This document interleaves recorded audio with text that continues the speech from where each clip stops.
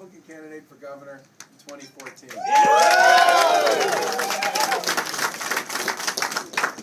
I have the distinct pleasure tonight of being here to support my good friend Ryan Fattman, but I also have the honor and the opportunity to introduce former U.S. Senator Scott Brown. And we'll see where that all goes. There's just a couple things I want to say about Scott. The first is I've known him for a very long time and had a chance to work with him when he was in the legislature and I worked in state government back in the 90s. The two things about Scott that I always admired the most: number one, he always told you exactly where he was coming from on an issue. There are a lot of people who it's kind of hard to figure out. Scott was not one of those. And the second was that he was sort of a loyal member of a small band of hardy souls who fought like mad to control spending and taxes in the 1990s. And we had a fair amount of success. We cut taxes 25 times in the 1990s. We took our unemployment rate from the highest in the country when Bill Weld took office in 1991 to the lowest in the country when Paul Cellucci, God rest his soul, went on to become U.S. Ambassador to Canada. Not bad. And of course, we all had an opportunity to watch Scott and to root for Scott as he performed in the U.S. Senate on behalf of the people of this great state. And this is certainly, I think, in many respects, one of the truly most important parts of Massachusetts for any Republican who runs for office. And I will never forget the event that you folks had out here for him in Mechanics Hall. That was one of Oh yeah. Yes, sir. No joke, I'm getting chills just standing here talking about it. Duplicated for you. Yeah, I'd like to see that. But in many ways, I've always thought of Scott as one of the good guys in Massachusetts politics. And well, I'd sure hate to lose him to some other foreign land. It would sure be great to have one more Republican in the U.S. Senate. Scott Brown. So I'm going to give Charlie Baker the first lesson in politics, okay? This isn't about me, all right? You are running for governor. And the one thing you did not ask each and every one of these people is to do a couple of things. Number one, work for you. Number two, vote for you. So I'm going to ask, we're going to start here. Wait, I was brought up, We're going to Scott. start. We'll deal with Ryan later. We'll deal with Ryan later. In order for Charlie and Ryan to win collectively, they're going to need all of your help. And I have a special place in Worcester. When I was driving and getting off 290 and coming on to 9 and seeing, I actually drove by Mechanics Hall. I will never, I'll be laying in my deathbed and remembering that wonderful night. It was historic, and many of you were there, and it was a special time. And the beauty of it is that I feel everything that's going on right now with Obamacare and the complete meltdown, the fact that every Democrat rammed through a health care bill that people don't want, number one. They voted against every grandfathering amendment to protect the men and women who have health insurance that they actually like. Every Democrat voted against it.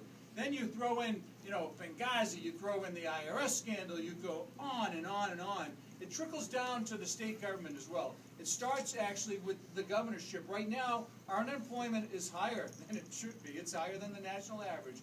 Jobs are flat. People are hurting. Healthcare is a mess. You need someone like Charlie and someone like Ryan and all of our representatives here, all right, to actually get down and do business. Do the people's business. So I wanted to come out not only to obviously express my good cheer and good wishes for Charlie, because you have an amazing opportunity here. You have an amazing opportunity coming up, and you need to grab it. And the only way it's going to work is to work together, period. So, Charlie, you can go over there now.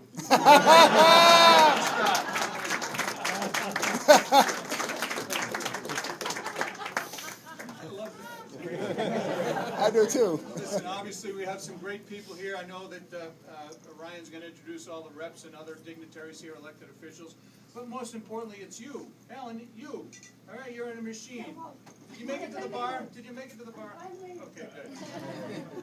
It's up to you guys to really send a message to Beacon Hill and potentially to Capitol Hill. It really is. This is an amazing opportunity. I feel it in my bones. It feels so much like 2010. I can't even express it right now.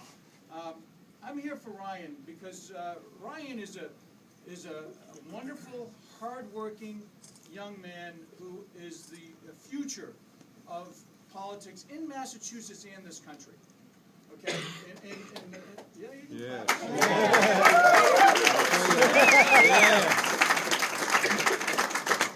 Ryan was so very helpful to me during both of my races. I consider him a friend. He's newly married. She's hiding over there.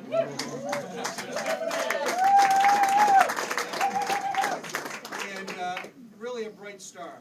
And listen, to actually shake it up in the State House, in that merry band of brothers and sisters that you have, is a good thing. To the whole gas tax initiative, wonderful job, all of you collectively. I wish we had that in the last election, something like that, to bring the base out and to unify people. The only way that you are going to do anything in 2014 is to unite together. Because the other side wants us to be divided. They want us to fight over the scraps. They want us to actually, you know, fight amongst ourselves and then divide and conquer us, just like they do with the fishermen. You know, Noah does that with the fishermen. You know, just like they do with a lot of the environmental folks. Everyone's kind of dividing and conquering. We got to unify. So, listen, I wanted to come down from New Hampshire. I'm a New Hampshire. You know, people think it's political, but it's personal. My mom is older. She needs me and my sister to get her through the winter. We got to figure things out. And that's just the way it is. Life goes on. Family is way more important than politics. I learned that a long time ago.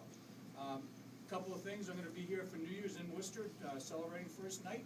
Love to see each and every one of you. Ayla's performing with her band, and obviously here. And we're going to stay over. I'd love to have some refreshments with you, carbonated or not. Tomorrow night, if you're home and you're watching Huckabee, I'll be on. We've had a wonderful time. We taped it already, playing the guitar with Huck, who's a great guy. And nice. then Sunday morning, be on with Chris Wallace, Joe Lieberman, and a pretty good band talking about Obamacare and making some predictions in 2014. So I wanted to obviously come and really, Ryan, wish you well. You're one of the young brand of firebrand leaders, you and your merry band of brothers that are here with you. And you have a huge mission. I mean, people are hurting out there. They don't know what's up or what's down. They don't know whether they should move forward or step back. And they're just kind of, everyone's kind of paralyzed. You know, unemployment is obviously rising. You have, you know, the lack of certainty when it comes to creating jobs, not creating jobs. They need some leadership on Beacon Hill that you need to provide as well, and lead the state, you know, back to where it was. So I want to just congratulate you on what you've done. I want to wish you well on what you're going to do. I want to congratulate you on your new bride and that new part of your life. You know, learn and grow.